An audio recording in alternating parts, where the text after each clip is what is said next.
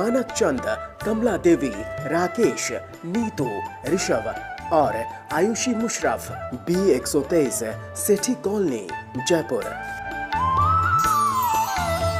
Shri Parshvanath re rolling mills limited, Durgapur 1, Bardhaman, West Bengal. Amita Jain, पत्नी अनिल कुमार जैन, संगीता जैन, पत्नी विपिन कुमार जैन।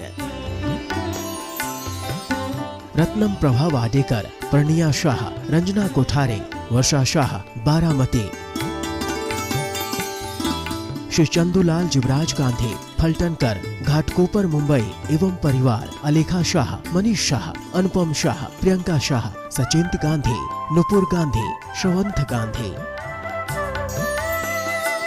इंदु जैन, रंजना, विनय, सुनैना, अभिषेक, मीराबाग, नई Delhi. Nemchand Jain, Shashi Jain, Nikhil Jain, Shalini Jain, शरणई Jain, Shantanu Jain, Nishu Jain, Shastri Nagar, Meerut, Uttar Pradesh.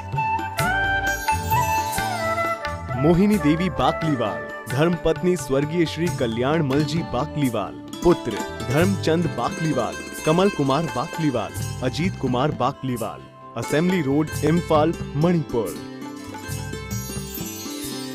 Shri Abhijit, Mugdha, Abha, Ayushi, New Jersey. Doctor Tushar, doctor Ketki, Shri Jatin, doctor Kalpana आदि, धुले, महाराष्ट्र।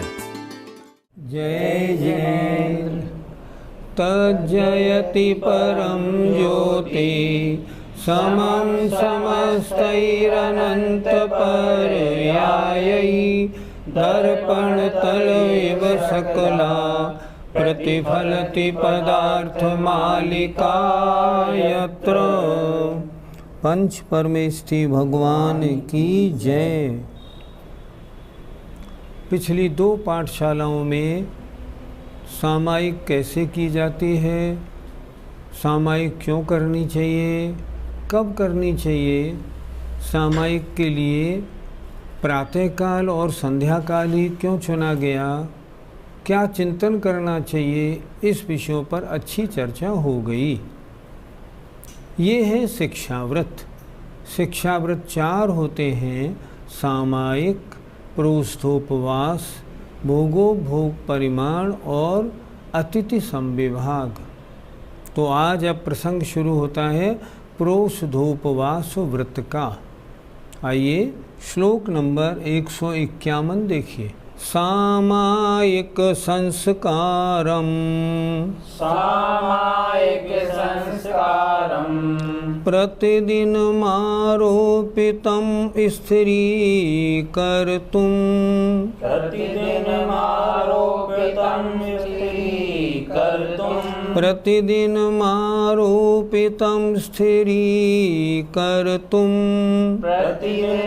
आरोपितं स्थिरीकर्तुं पक्षार्धयोर्द्वयोरपि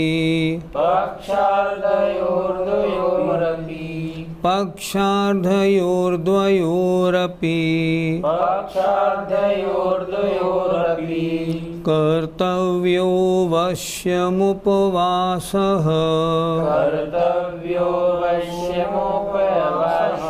बोलिए। सामायिक संस्कारम प्रतिदिन आरोपितं स्थिरीकर्तुं पक्षार्धयोर्द्वयोरपि कर्तव्यो वश्यमुपवासः। सामायिक संस्कारम, सामायिक के संस्कार को, प्रतिदिन आरोपितम, जो प्रतिदिन आरोपितम स्वीकार किए गए, अर्थात जो प्रतिदिन स्वीकार किए जाते हैं, ऐसे सामायिक के संस्कार को स्थिरीकर्तुं, स्थिरी करना, मजबूत बनाने के लिए, स्थिर करने के लिए, पक्ष अर्धयोर द्वयोरपि, शब्द ज़रा कड़ा मालूम दे रहा है, ध्यान से देखें।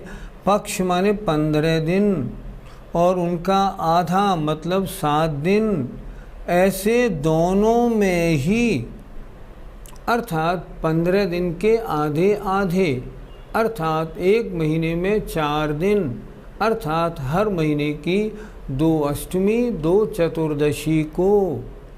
फिर देखें एक बार, पक्ष अर्धयोः, एक पक्ष के दोनों आधों में और दोनों में, अर्थात अष्टमी और चतुर्दशी के दिन, अर्थात 15 दिन के दोनों आधे हिस्सों में कर्तव्यो करना योग्य है अवश्य ही उपवास।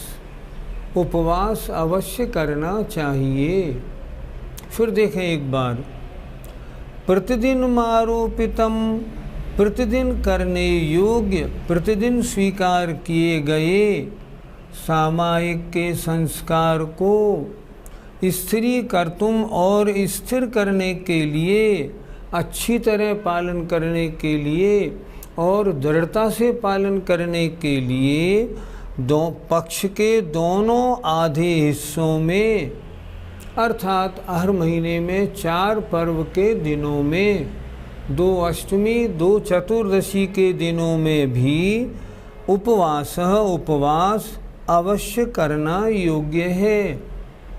इससे क्या होगा? इससे सामायिक के संस्कार और मजबूत होंगे और दृढ़ता के साथ सामायिक बनेगी। पंडित जी, प्रोषधोपवास शब्द का क्या अर्थ है? प्रोषधोपवास शब्द के 2 अर्थ बनते हैं, प्रोषध और उपवास। प्रोषध माने एकासन और उपवास माने उपवास, अर्थात अष्टमी के दिन उपवास, सप्तमी को एकासन, नवमी को एकासन, इसे कहते हैं प्रोषधोपवास। अगर कोई एकासन करे तो प्रोषध, अगर कोई उपवास करे तो उपवास, और कोई एकासन उपवास और एकासन करे तो प्रोषधोपवास। प्रोषध का एक अर्थ और होता है पर्व, अर्थात पर्व के दिनों में उपवास करना प्रोषधोपवास कहलाता है। मुझे हर अष्टमी हर चतुर्दशी को उपवास करना है, इसका नाम है प्रोषधोपवास। इस तरह इसके 2 अर्थ बनते हैं। पंडित जी, उपवास किसे कहते हैं? उपवास शब्द के भी 2 अर्थ बनते हैं। पहला अर्थ बनता है चारों प्रकार के आहार का त्याग करना उपवास है। आहार 4 प्रकार का, खाद्य, स्वाद्य, लेय और पेय, 4 प्रकार का आहार होता है। चारों प्रकार के आहार के त्याग करने का नाम उपवास है। या उप माने नज़दीक, वास माने निवास करना, अपने आत्मा के नज़दीक रहना, बाहर के झगड़ों को सबको छोड़ के, इसका नाम उपवास है। 2 परिभाषा उपवास की बनती है। पंडित जी, आजकल लोग उपवास के दिन में एक बार पानी ले लेते हैं, क्या ये सही है? अभी हमने उपवास की परिभाषा बताई थी। उपवास माने चारों प्रकार के आहार का त्याग करना, खाद्य, स्वाद, लेय और पेय। अब आज आपने उपवास रखा और एक बार आपने जल ले लिया तो पेय पदार्थ ले लिया तो उपवास नहीं हुआ। शास्त्रों में लिखा है अगर उपवास वाले दिन एक बार पानी ले लिया है तो अनुपवास कहलाएगा, उपवास नहीं। आज हम लोगों में ये पद्धति घर कर गई है। आज का उपवास है, हाँ पानी तो हम लेते ही हैं, तो वो उपवास नहीं कहलाया, वो हुआ अनुपवास।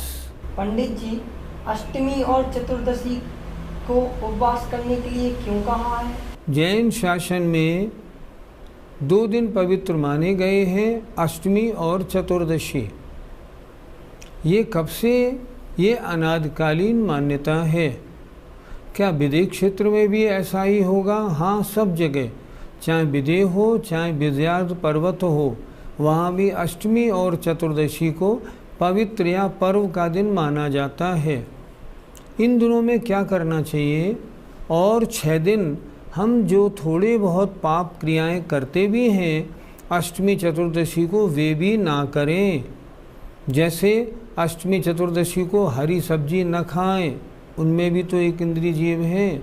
अष्टमी चतुर्दशी को संयम से रहें, साबुन लगाकर स्नान न करें आदि। तो अष्टमी चतुर्दशी ये जैन शासन में अनादिकालीन पर्व हैं, पवित्र दिन हैं। इन दिनों किए गए, पिछले हफ्ते में किए गए पापों का प्रायश्चित या आलोचना, और इन दिनों में पाप कम से कम करने की कोशिश की जाती है, इसीलिए उपवास का विधान है। पंडित जी, प्रोष्ठोपवास कैसे किया जाता है? व्रती को चाहिए सप्तमी के दिन सुबह भोजन ले ले 11 बजे, उसके बाद पूरे दिन भोजन पानी कुछ नहीं। अष्टमी के दिन उपवास, और नवमी के दिन फिर 11 बजे एक बार भोजन ले, शाम तक कुछ नहीं। इस तरह प्रोष्ठोपवास का मतलब है 2 एकासन और 1 उपवास, इसका मतलब है प्रोष्ठोपवास। इसी तरह इसको चतुर्दशी में भी लगाना चाहिए। पंडित जी, प्रोष्ठोपवास के दिनों में अपनी बाहरी चर्या कैसी होनी चाहिए?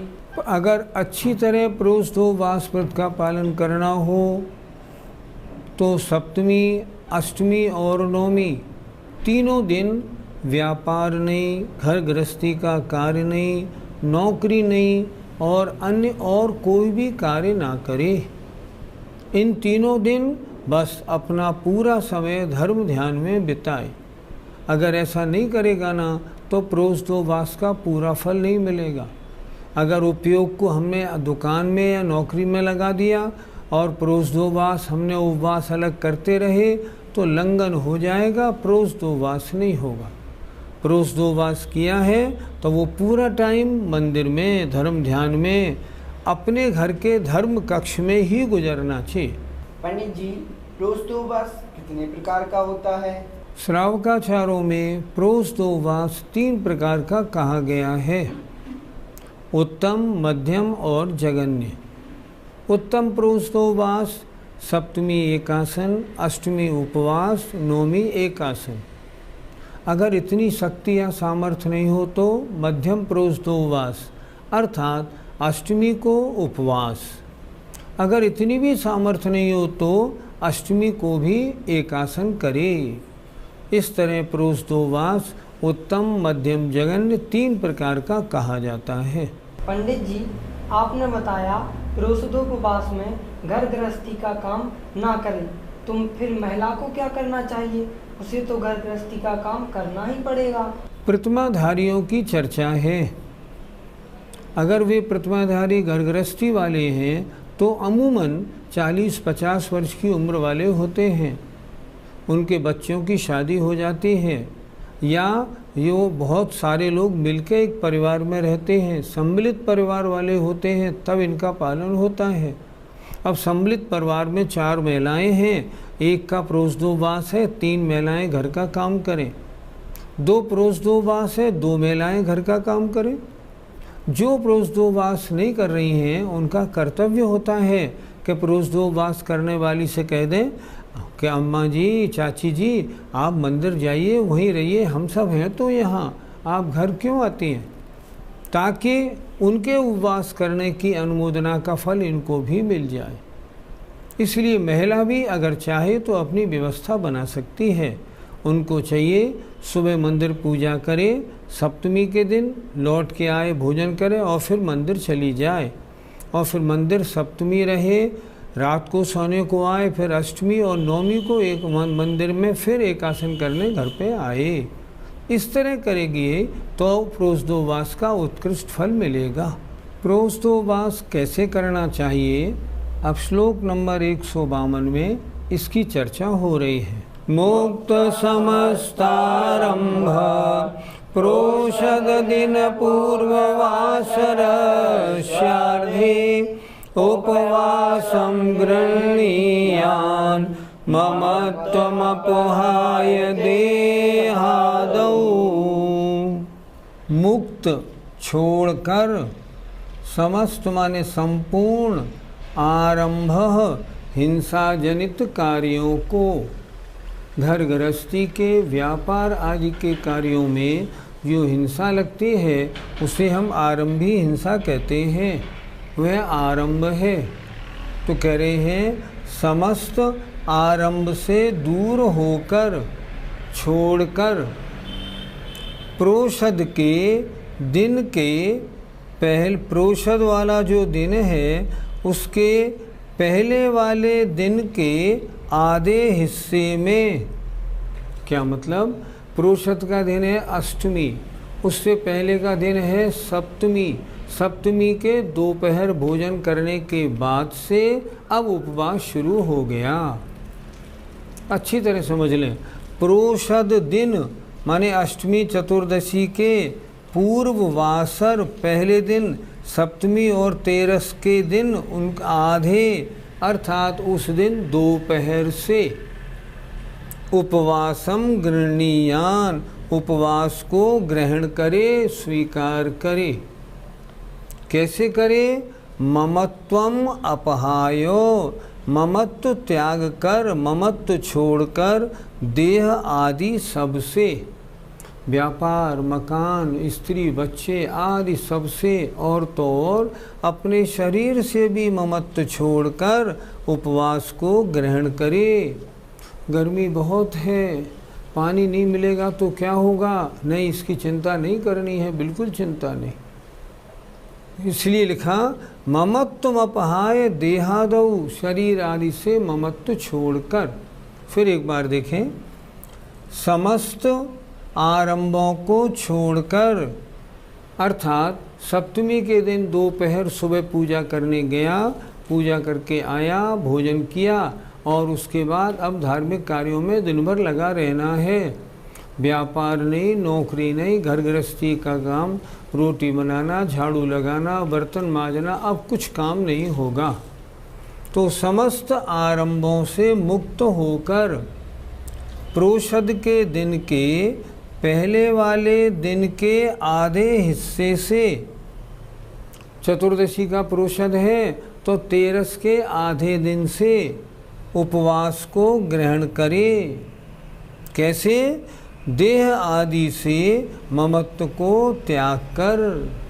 अब मैं देह आदि, परिवार आदि, घर मकान, व्यापार से मैं ममत्व छोड़कर मैं प्रोषदोपवास ग्रहण करता हूँ, इस प्रकार ग्रहण करें। और फिर जब से प्रोषदोपवास लिया, सप्तमी की दोपहर से नवमी की दोपहर तक, अब अन्य तरफ से मन बिल्कुल हटा ले, अब एकदम सब परिग्रह से दूर। पंडित जी, प्रोषदोपवास करना किन किन जीवों के लिए आवश्यक है? पहली प्रतिमा में आवश्यक नहीं, दूसरी प्रतिमा में क्योंकि उसने शिक्षाव्रत ले लिए हैं इसलिए वो करेगा, और जघन्य करेगा तो भी कोई बात नहीं, पर करेगा ज़रूर। अष्टमी चतुर्दशी को उसे करना है, लेकिन थोड़ा अभ्यास रूप में है। अगर कभी न हो पाए तो कोई बात नहीं, अस्वस्थता आदि की दशा में। लेकिन अगर चौथी प्रतिमा है प्रोषदोपवास प्रतिमा, फिर तो उसको करना आवश्यक है, क्योंकि प्रोषदोपवास प्रतिमा धारण कर ली है। अब तो अष्टमी चतुर्दशी को अभ्यास रूप में नहीं, अब तो कार्य रूप में करना ही होगा। इसलिए चौथी और चौथी से ऊपर क्षुल्लक केलक सबको अष्टमी और चतुर्दशी को प्रोषदोपवास करना है।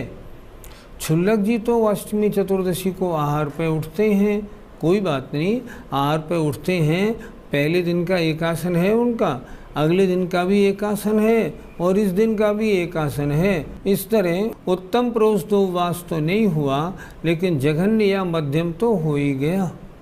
इस तरह उनका उस तरह करना भी ठीक है।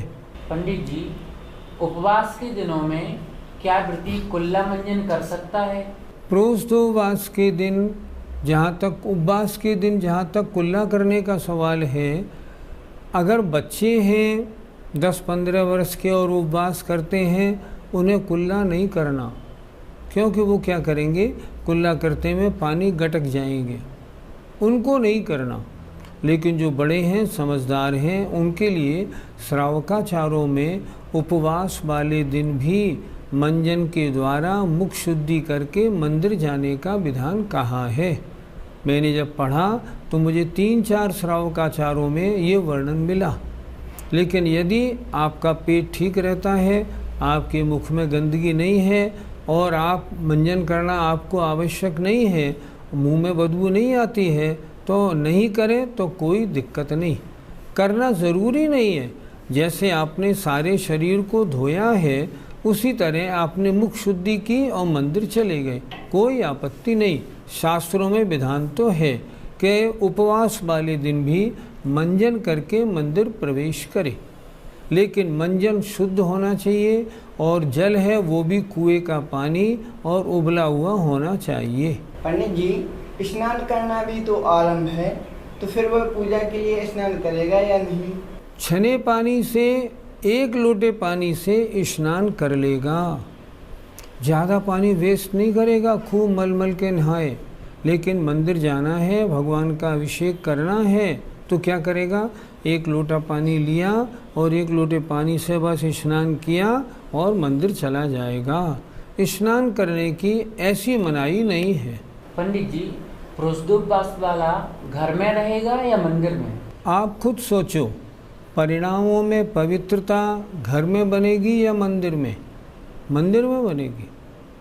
मंदिर में बनेगी, मंदिर के साथ लगा हुआ कोई कमरा हो उसमें बनेगी, मंदिर के नीचे कोई रूम हो, कोई हॉल हो उसमें बनेगी। घर में नहीं बनती। घर में तो काम धंधा, कुछ न कुछ, किसी बच्चे का रोना पीटना, टीवी, गाना बजाना, लोगों का आना जाना लगा रहता है और उपयोग नहीं रहता। उपवास वाले दिन तो ऐसा होना चाहिए, रात को जब तक उसको नींद नहीं आए तब तक निरंतर धार्मिक उपयोग बना रहे। और अच्छी बात तो यह है कि सुनते सुनते सो जाए। कैसेट पे मेरी भावना लगा दे, बारे भावना लगा दे और लेट जाए और वो कैसेट सुनते सुनते नींद आ जाए। और जब प्रातः उठे तब से भजन शुरू हो जाए, ताकि माहौल एकदम धार्मिक बना रहे, अपने चित्त में पाप और कषायों का प्रवेश ही नहीं हो। इसलिए अच्छा तो यह है, जिस दिन प्रोष्ठोपवास है उस दिन मंदिर या मंदिर के बगल वाले कमरे में अपने घर को छोड़ के रहे। एक बार करके तो देखो कितना आनंद आता है।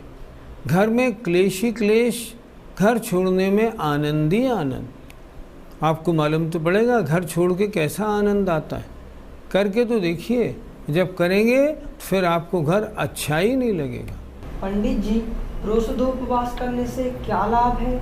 जिस दिन प्रोष्ठोपवास व्रती करेगा उस दिन आत्मा में विशुद्धि बढ़ेगी, सब झगड़ों से बरी हो गया, घर नहीं, दुकान नहीं, नौकरी नहीं, परिणामों की विशुद्धि खूब उस दिन बढ़ेगी, व्रतों में मजबूती आएगी। तीसरी बात, उस दिन निर्जरा बहुत ज़्यादा होगी। सुबह से शाम तक उपयोग धार्मिक रहने से महान पुण्यबंध होगा, जरा भी ढीलापन नहीं आएगा, आत्मविशुद्धि खूब बढ़ेगी उस दिन। इसलिए सामायिक के संस्कार को मजबूत करने के लिए ये प्रोष्ठोपवास इसीलिए तो बताया है। उपवास करने वालों के अपने चित्त में मजबूती बनी रहती है। कुछ लोग नियम लेने के बाद तोड़ क्यों देते हैं? इसलिए तोड़ देते हैं कि उन्होंने उपवास आदि का अभ्यास नहीं किया। अगर उपवास आदि का अभ्यास है, कितनी गर्मी पड़ो, कितनी सर्दी पड़ो, कुछ भी छुड़वा दो, वो कहते हैं मर थोड़ी जाएंगे, हमने तो 5-5 दिन का उपवास कर लिया। उपवास करने वाले व्रतों में बहुत मजबूत होते हैं, इसलिए प्रोष्ठोपवास करने का बहुत फ़ायदा है। परिणामों में विशुद्धि, निर्मलता, व्रतों के धारण में दृढ़ता और मजबूती आती है, कष्टों को सहने की क्षमता बनती है, भूखे रहने का अभ्यास होता है। ऐसे अभ्यास के लिए प्रोष्ठोपवास करना बहुत ज़रूरी है। जो व्रती ना हो वो भी अगर चाहें तो अष्टमी चतुर्दशी को उपवास रखें, कोई बुराई नहीं, बहुत अच्छा है। अन्य दिन का उपवास रखने की बजाय पर्व के दिन उपवास रखने से पुण्यबंध या निर्जरा ज़्यादा होती है। जय जिनेंद्र। मानक चंद, कमला देवी, राकेश, नीतू, ऋषभ और Ayushi Musharraf, B123, Sethi colony, Jaipur. Shri Parshvanath re rolling mills limited, Durgapur 1, Bardhaman, West Bengal. Amita Jain पत्नी अनिल कुमार जैन, संगीता जैन पत्नी विपिन कुमार जैन। रत्नम प्रभा वाडेकर, प्रणिया शाह, रंजना कोठारे, वर्षा शाह, बारामती। श्री चंदूलाल जुबराज गांधी, फलटनकर, घाटकोपर, मुंबई एवं परिवार। अलेखा शाह, मनीष शाह, अनुपम शाह, प्रियंका शाह, सचिंत गांधी, नुपुर गांधी, श्रवंत गांधी। इंदु जैन, रंजना, विनय, सुनैना, अभिषेक, मीराबाग, नई दिल्ली। नेमचंद जैन, शशि जैन, निखिल जैन, शालिनी जैन, शरणई जैन, शांतनु जैन, निशु जैन, शास्त्री नगर, मेरठ, उत्तर प्रदेश। मोहिनी देवी बाकलीवाल, धर्मपत्नी स्वर्गीय श्री कल्याण मलजी बाकलीवाल। पुत्र Dharamchand Bakliwal, Kamal Kumar Bakliwal, Ajit Kumar Bakliwal. Assembly road, Imphal, Manipur. Shri Abhijit, Mugdha, Abha, Ayushi, New Jersey. Doctor Tushar, doctor Ketki, Shri Jatin, doctor Kalpana आदि, धुले, महाराष्ट्र।